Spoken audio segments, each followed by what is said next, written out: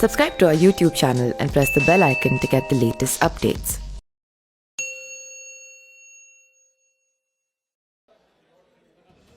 माननीय स्वामी प्रसाद मौर्य जी से कि युवाओं और मीडिया के भाइयों के समक्ष आपके समक्ष अपनी बात रखें। आदरणीय स्वामी प्रसाद मौर्य जी।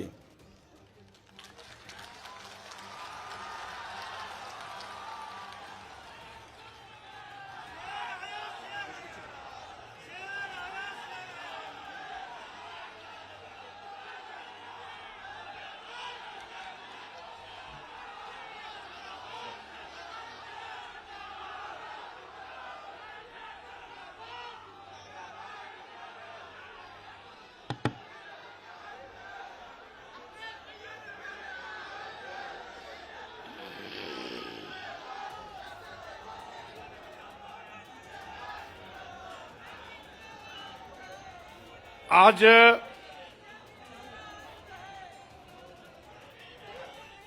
समाजवादी पार्टी कार्यालय के इस प्रांगण में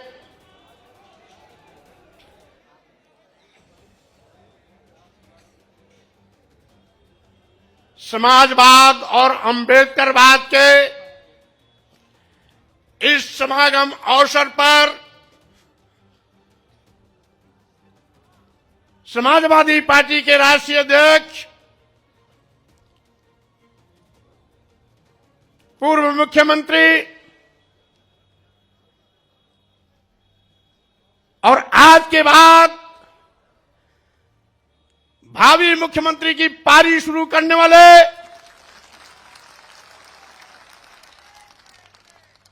श्री अखिलेश यादव जी अभी आपको संबोधित कर रहे थे।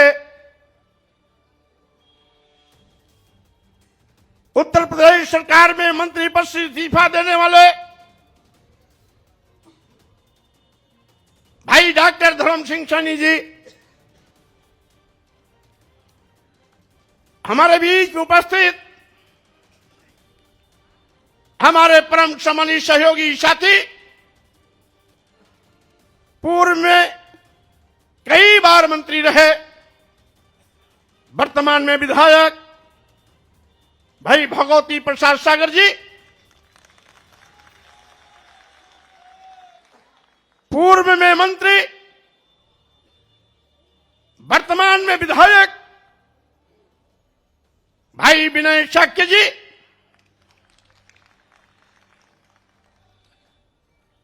तीन बार विधायक रहने वाले जो अभी विधायक पद से फिर इस्तीफा दिया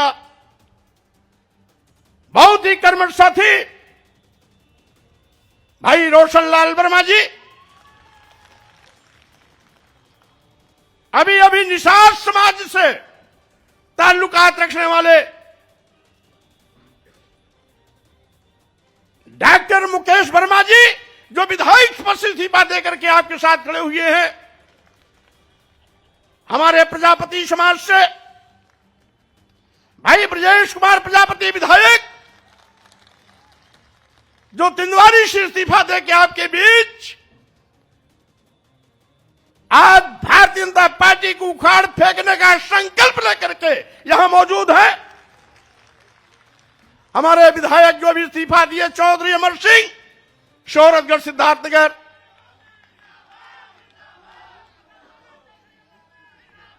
और इसके साथ ही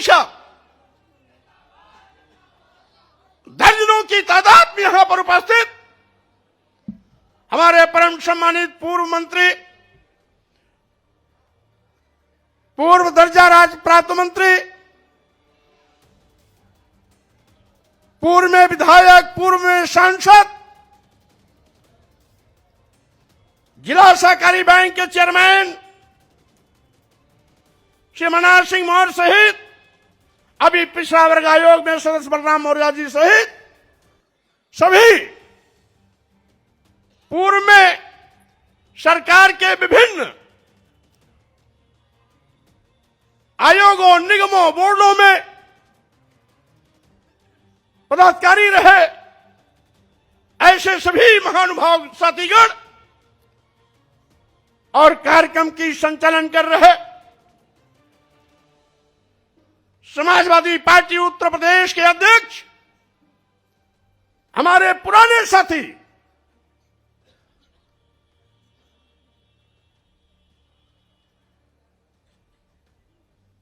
सम्मानित उत्तम जी और इसके साथ ही साथ यहां पर बैठे हुए हमारे सभी नए और पुराने वो सभी साथीगण जो बिना किसी निमंत्रण बिना किसी आमंत्रण के आज लखनऊ की सारी सड़कों को जाम में परिवर्तित कर दिया है। ऐसे बहादुर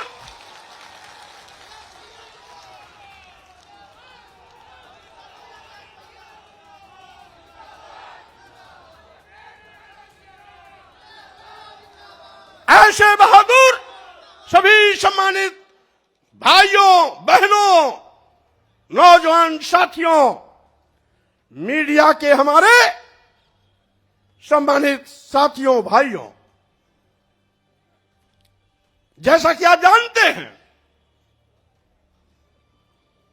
आज 14 जनवरी मकर संक्रांति भारतीय जनता पार्टी के अंत का इतिहास लिखने जा रहा है।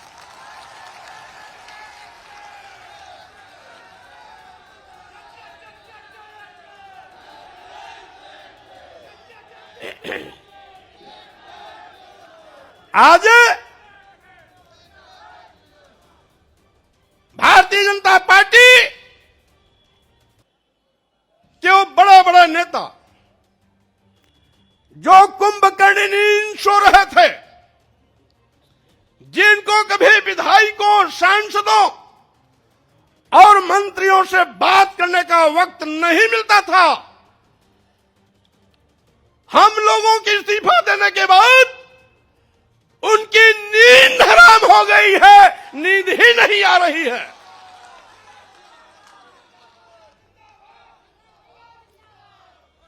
और साथ ही साथ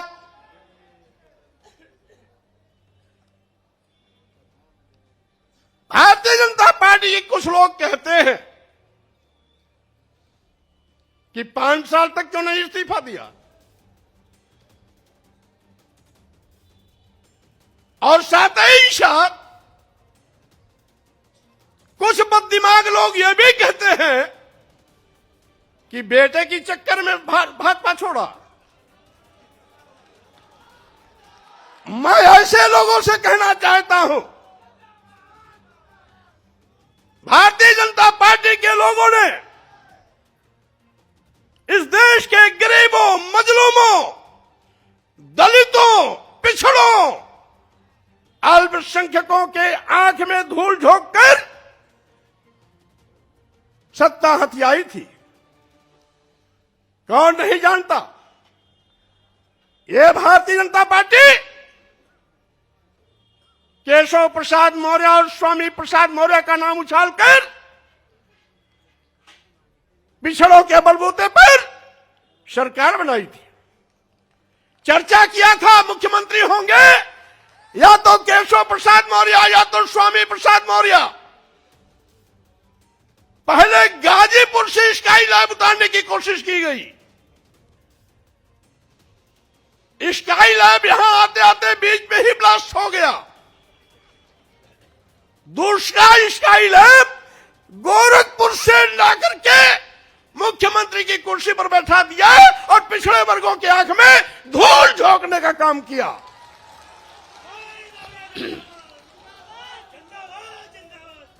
आज सरकार बनावे दलित और पिछड़े,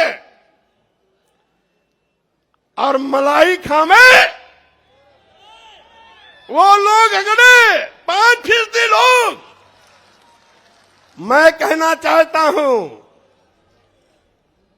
आप कहते हो नारा दे रहे हैं 80 और 20 का,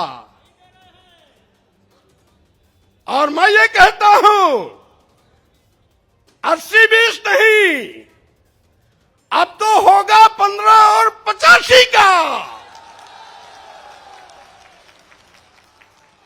85 तो हमारा है, 15 में भी बंटवारा है।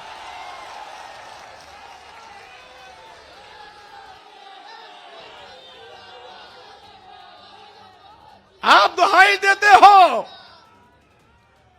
उत्तर प्रदेश की सरकार को, मैं चेतावनी देता हूं। आप कहते हो हम हिंदू कार्ड पर चुनाव जीतेंगे।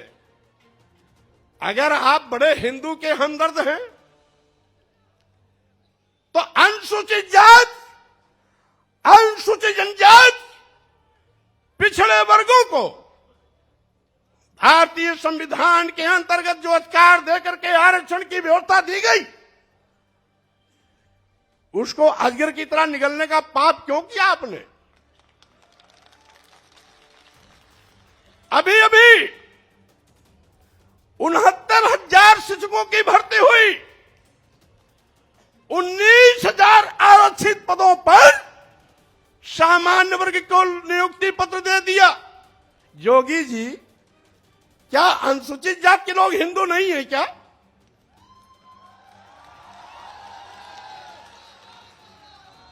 क्या अनुसूचित जनजाति के लोग हिंदू नहीं है क्या? क्या 54% वाला पिछड़ा वर्ग हिंदू नहीं है क्या? और अगर 23% वाले अनुसूचित जाति और जनजाति के लोग हिंदू हैं, 54% वाले पिछड़े वर्ग के लोग हिंदू हैं, तो इन 54% और 23% के आरक्षण को आप क्यों निगल गए? क्यों दूसरों को इनका हिस्सा दे दिया? आप बड़े हिंदू के हमदर्द बनते हैं। और यही नहीं, मैं कैबिनेट में था, एक प्रस्ताव आया, बिना एडवर्टाइजमेंट निकाले, बिना आवेदन पत्र मांगे, कैबिनेट में चिकित्सा शिक्षा विभाग का एक प्रस्ताव आया कि चूंकि अनुसूचित जाति, जनजाति और पिछड़े वर्ग के अभ्यर्थी उपलब्ध नहीं हैं, इसलिए इनकी जगह को सामान्य वर्ग से भर दिया जाए। हमने कैबिनेट में करारा विरोध किया। हमारे विरोध पर मुख्यमंत्री ने भी अपनी सहमति जताई।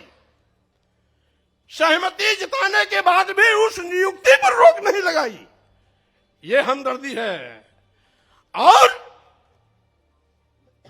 हमने पूछा, क्या आपने एडवर्टाइजमेंट निकाला? नहीं। तो हमने ये कहा, आपने लिखा कैसे? एक बार विज्ञापन निकलता, दोबारा निकलता, तिबारा निकलता, अब तीनों बार में जब कोई आवेदन नहीं आते तो इस प्रकार की नोटिंग होती। आपने बिना आवेदन लिए, बिना एडवर्टाइजमेंट निकाले, ये लिख करके सीधे सीधे आपने पिछड़ों और अनुसूचित जाति, अनुसूचित जनजाति के आरक्षण के हिस्से की सीट सामान्य वर्ग को दे दिया। यही नहीं, अब तो सरकारी संस्थान भी निजी क्षेत्रों में दे रहे हैं, क्योंकि न रहेगी बांस न बजेगी बांसुरी। यानी जब सरकारी संस्थान निजी क्षेत्र में चले जाएंगे तो आरक्षण देने की जगह ही नहीं रहेगी। आरक्षण अपने आप खत्म हो जाएगा, क्योंकि निजी क्षेत्रों में आरक्षण वैसे भी नहीं होता। तो जोगी जी, मैं ये कहना चाहता हूं,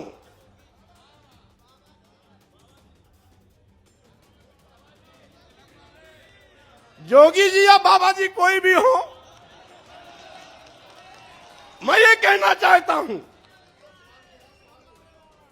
मुख्यमंत्री की कुर्सी पर बैठ करके पाप करोगे और साथ ही साथ दुहाई देगो हिंदू की। क्या आपकी नजर में कुछ बड़ी जात के लोग हिंदू हैं क्या?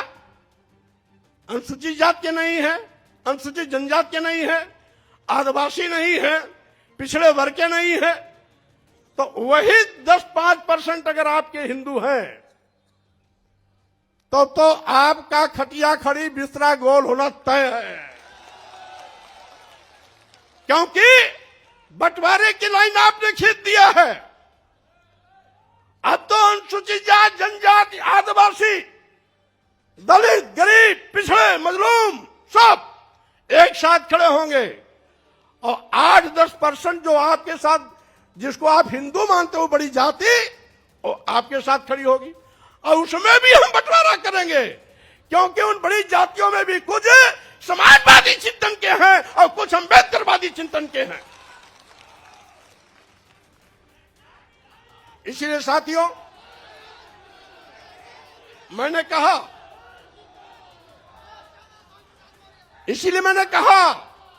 आज का ये जो कार्यक्रम है,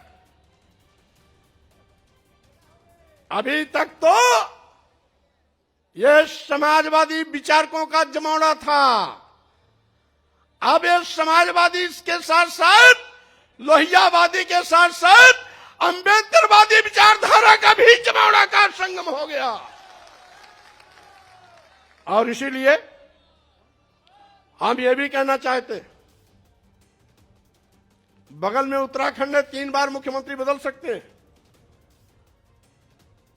आप 5 साल इंतजार क्यों किए, उसी को बता रहा हूं। यहां पर इतना जुल्म, जाति, अत्याचार, अन्याय हो रहा था। लखीमपुर की घटना, हाथरस की घटना, गोरखपुर की घटना के साथ साथ 2 दर्जन ऐसी घटनाएं हैं जहां FIR लिखने में आपने हीलावाली किया, और साथ ही साथ जहां गोरखपुर 1.5 महीने के अंदर गगहा थाने में 7 हत्या हुई, 5वीं हत्या हुई तो मैं स्वयं मौके पर पहुंचा। मैंने बल्कि ये कहा भी कि हो सकता है उत्तर प्रदेश में कानून का राज हो, लेकिन गगहा और गोरखपुर में गुंडा राज है।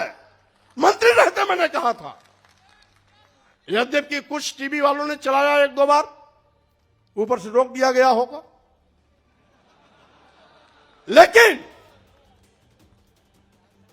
उसके बावजूद भी थानेदार नहीं हटाया गया और सीओ नहीं हटाया। क्यों? क्योंकि वो जोगी बाबा की बिरादरी वाला था।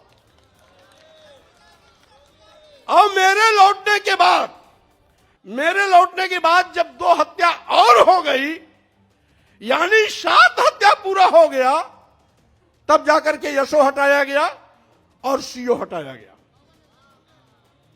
गगहा, गोरखपुर, गगहा बाजार भी है, गगहा थाना भी है, गोरखपुर से 25-30 किलोमीटर आजमगढ़ रोड पर है। यानी 2 मौर्य मारे गए थे, 2 ब्राह्मण मारे गए थे, 2 बनिया मारे गए थे और 1 अज्ञात महिला की लाश मिली थी। ये 7 हत्याएं, 2 मौर्य, 2 ब्राह्मण और 2 बनिया, और 1 अज्ञात महिला की लाश। ये 1 महीना 5-6 दिन के अंदर की सारी घटनाएं। और कहते हैं कानून राज है। और साथ ही साथ मैंने सोचा था कि 14 साल वनवास झेलने के बाद भारतीय जनता पार्टी को सत्ता में आने का मौका मिला है, अकल ठिकाने हो गया होगा, गरीबों, दलितों, पिछड़ों के लिए काम करेगी। लेकिन फिर वही कि जिन दलितों, पिछड़ों, गरीबों के वोट पर भारतीय जनता पार्टी ने पूर्ण प्रचंड बहुमत की सरकार बनाई। सरकार बनाने के बाद एक एक करके उन्हीं को दफनाने की कोशिश करने लगी। लेकिन भारतीय जनता पार्टी के नेताओं से मैं कह देना चाहता हूं, 14 जनवरी का यह जो कार्यक्रम हो रहा है, आज के बाद पूरे उत्तर प्रदेश में एक ऐसा जनसैलाब उमड़ेगा और चलेगा, एक ऐसी आंधी चलेगी, एक ऐसी सुनामी चलेगी जिसमें भारतीय जनता पार्टी के पर खचे उड़ जाएंगे, कहीं भी ठिकाना नहीं मिलेगा।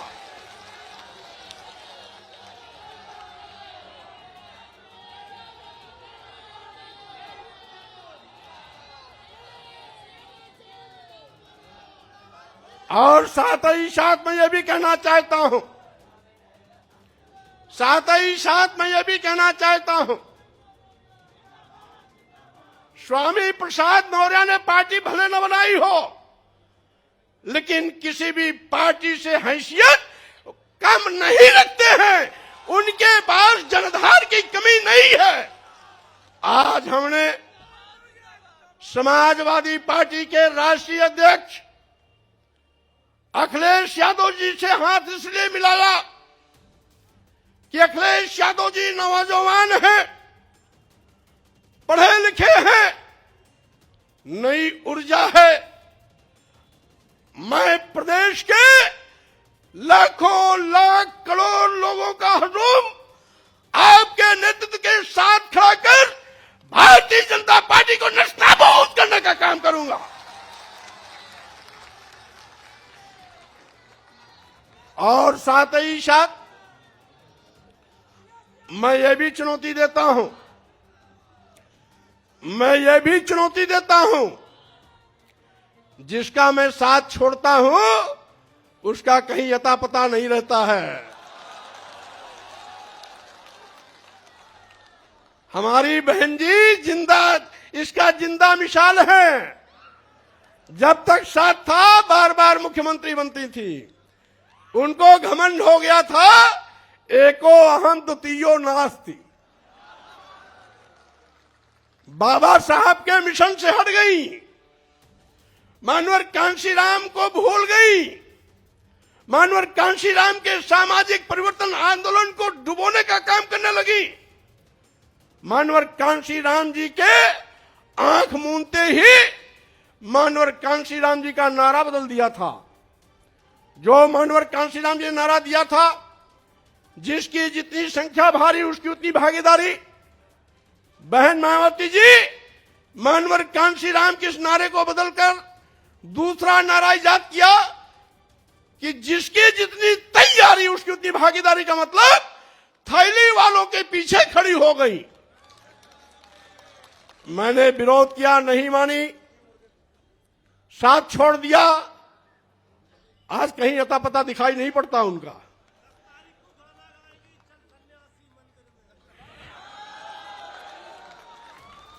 और मैं कहना चाहता हूं, भारतीय जनता पार्टी उस दिन तक तीसरे स्थान पर थी जब तक मैं बहुजन समाज पार्टी में था। बहुजन समाज पार्टी नंबर 1 पर थी उस दिन, भारतीय जनता पार्टी तीसरे पर थी। भारतीय जनता पार्टी तीसरे पर थी, अब जैसे ही बहुजन समाज पार्टी छोड़ करके भारतीय जनता पार्टी के साथ हम भारतीय जनता पार्टी आकाश चढ़ गई। अब भारतीय जनता पार्टी के लोगों को मैं फिर कहना चाहता हूं, आपके बुरे दिन आ गए। और साथ ही साथ अब मैंने आपका साथ छोड़ा, मेरे बाद साथ छोड़ने वालों का एक लंबा कतार चल रहा है। आज के बाद भी ये इस्तीफा देने का सिलसिला चलता रहेगा। और साथ ही साथ 2022 के विधानसभा चुनाव में जब 10 तारीख को परिणाम आएगा, तो 2017 के पहले जो भारतीय जनता पार्टी का आंकड़ा था 42 विधायक और 45 विधायक का, मैं दावे के साथ कहना चाहता हूं, इन नौजवानों की कुवत के बिना पर आपको फिर पुराने आंकड़े दहाई पर लाके खड़ा करने का काम करूंगा।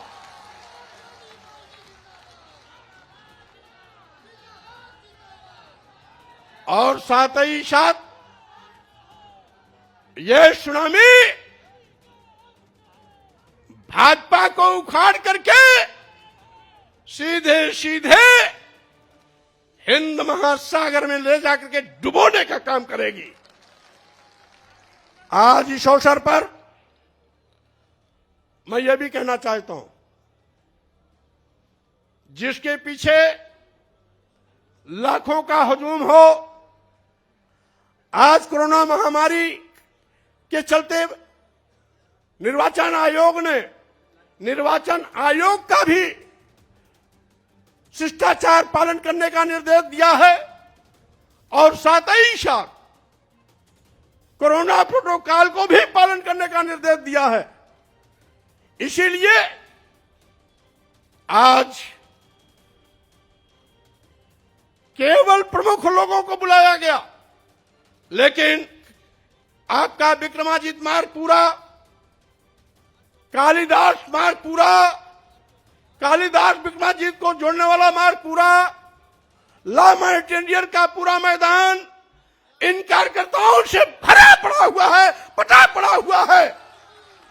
और साथ ही साथ जैसा कि हमारे भाई डॉक्टर धर्म सिंह ने कहा, अगर कोरोना महामारी नहीं होता, निर्वाचन आयोग का आचार संहिता नहीं होता, तो आज रमाबाई अंबेडकर मैदान में ऐतिहासिक कार्यक्रम के माध्यम से भाजपा की चूल्हे आज ही हिला दी गई होती। लेकिन इसके बावजूद बड़े बड़े नेताओं की नींद टूट गई, हराम है, चैन नहीं आ रहा है। टिकट बांटने का भी क्रम बंद कर दिया, कहीं ऐसा ना हो हम जिसको टिकट दे वो भी पार्टी छोड़ चला जाए। और इसीलिए साथियों मैं कहना चाहता हूं कि आज का ये जो ऐतिहासिक दिन है, ये परिवर्तन लाने का शुभारंभ का दिन है। ये दलितों के सम्मान का दिवस है, ये पिछड़ों के सम्मान स्वाभिमान का दिन है, ये गरीबों, मजलूमों, व्यापारियों के सम्मान का दिन है। और साथ ही साथ वो बेरोजगार नौजवान जो इस सरकार में ठगे गए, आउटसोर्सिंग के माध्यम से टाफी देकर के फुसलाने की कोशिश की गई। हमने कैबिनेट में भी आउटसोर्सिंग भर्ती का विरोध किया। हमने कहा जब सरकार पर कोई आर्थिक भार की कमी नहीं होती है, पूरा पैसा खर्च होता ही होता है, तो आउटसोर्सिंग को क्यों, सीधी भर्ती क्यों नहीं। अब वो बेरोजगार नौजवान नौकरी तो पाता है, लेकिन वेतन कितना, मानदेय कितना मिलता है? 7,000, 8,000, 9,000, 10,000। अब पैसा और कहां चला जाता है? बिचौलिए को। हमने बिचौलिए को खत्म करने के लिए कहा था, यह सरकार नहीं मानी। बाद में पता आखिर बिचौलियों को खत्म क्यों नहीं कर रही सरकार, पता लगाए वो सारे के सारे आउटसोर्सिंग का जो ओनर है, मालिक है, वो कहीं न कहीं बड़े नेताओं के इर्द गिर्द घूमने वाले लोग हैं। और साथ ही साथ मैं ये भी कहना चाहता हूं, नए नए दांव चलते हैं लोग। अभी प्रतिवर्ष केंद्र में 30 और 32 आईएएस प्रतिवर्ष चुने जा रहे हैं। लिखित परीक्षा नहीं, लिखित परीक्षा नहीं, केवल इंटरव्यू पर। उन 30-32 में एक भी अनुसूचित जात का नहीं, एक भी अनुसूचित जनजात का नहीं, एक भी पिछड़ा नहीं। आखिर आप तो दुहाई देते हो हिंदू का, तो इन बेचारों को क्यों बाहर कर देते हो?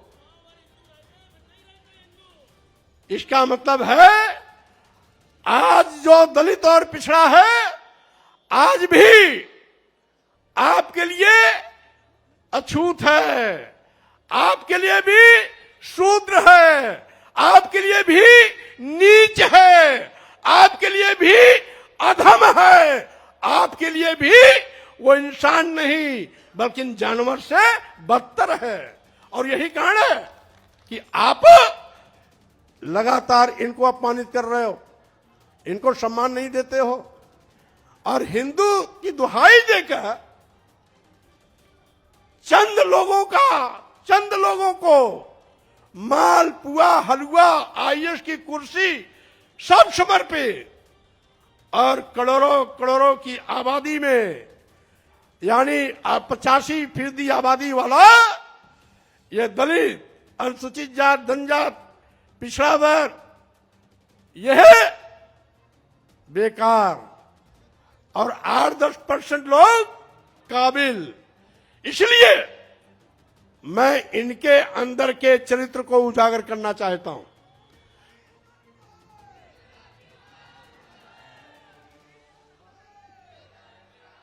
और साथियों, हमारे मीडिया के साथी भी कभी कभी कहते हैं कि मौर्य जी इतना विलंब क्यों किया। अरे भाई, 5 साल के लिए जनादेश मिलता है, और 5 साल तो इंतजार करना ही पड़ेगा। अब जब 2022 के नए जनादेश की बारी आई है, तब मैंने ताल ठोका है, और ताल ही नहीं ठोका है, यह मैदान श्री मुलायम सिंह यादव का है।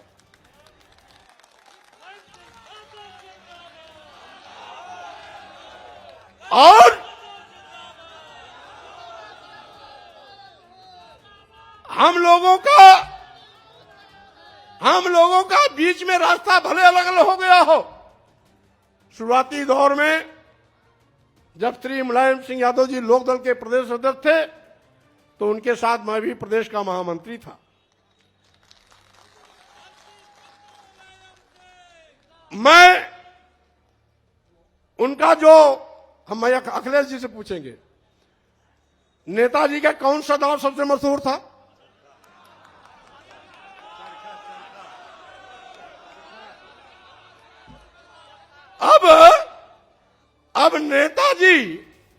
अब नेताजी चरखा दाव नहीं लगाएंगे, बल्कि अब नेताजी की ये पूरी फौज वो चरखा दाव लगा करके एक एक भाजपा वालों को ऐसी पटकनी देगा कि सबको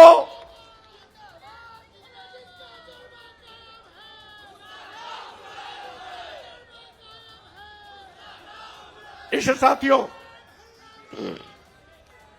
साथियों मैं आपसे आज ये अपील करने आया हूं कि आज मकर संक्रांति के दिन ये जो क्रांति का बिगुल बजाया जा रहा है, ये भारतीय जनता पार्टी का सफाया करेगा। साथ ही साथ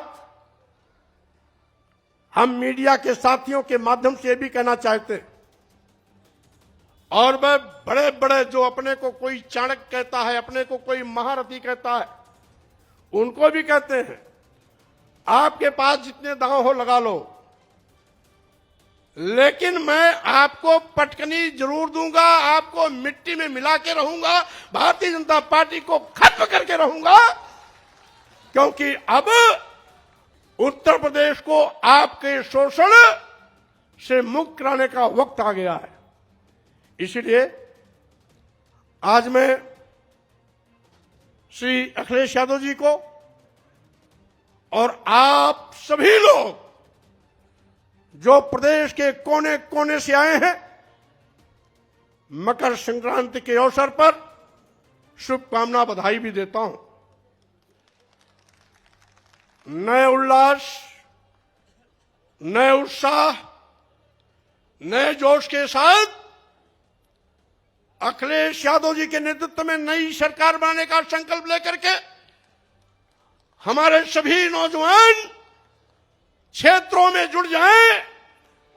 10 मार्च 2022 को जब परिणाम आवे, तो उस परिणाम से अखिलेश यादव जी के नेतृत्व में नई सरकार बने और भाजपा पूरी तरीके से सफाया हो जाए।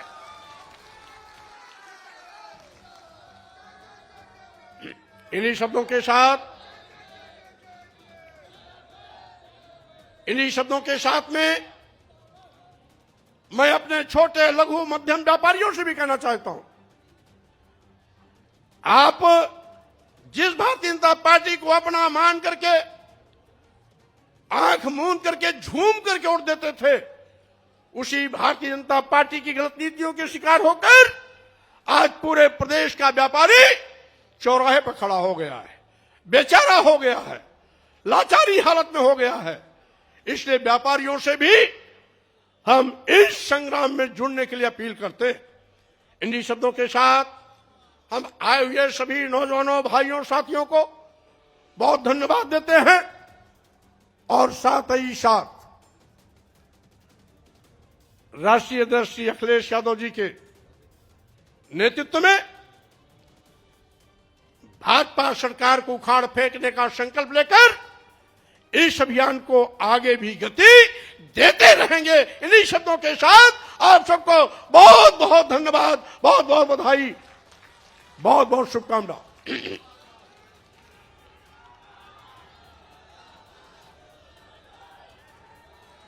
एक नारा हमारे साथ, एक नारा हमारे साथ, दोनों हाथ उठा के मुट्ठी बांधकर, अभी नहीं भाई, जब नारा देंगे तब। दो नारा रहेगा, एक डॉक्टर लोहिया जी का, एक डॉक्टर अंबेडकर का। डॉक्टर लोहिया अमर रहें, डॉक्टर लोहिया अमर रहें, डॉक्टर अंबेडकर अमर रहें, डॉक्टर अंबेडकर अमर रहें। बहुत बहुत धन्यवाद, बहुत बहुत धन्यवाद। अब मैं कुछ साथी नाम उनके मैं प्रस्तुत कर दूंगा। श्री श्याम शीशराम रवि जी, पूर्व सांसद, इजराउल पूर्व राज्य मंत्री, शेर बहादुर जी पूर्व विधायक सहित बड़ी सूची है, मैं वो प्रकाशित कर दूंगा। मैं अनुरोध करता हूं जिनका बहुत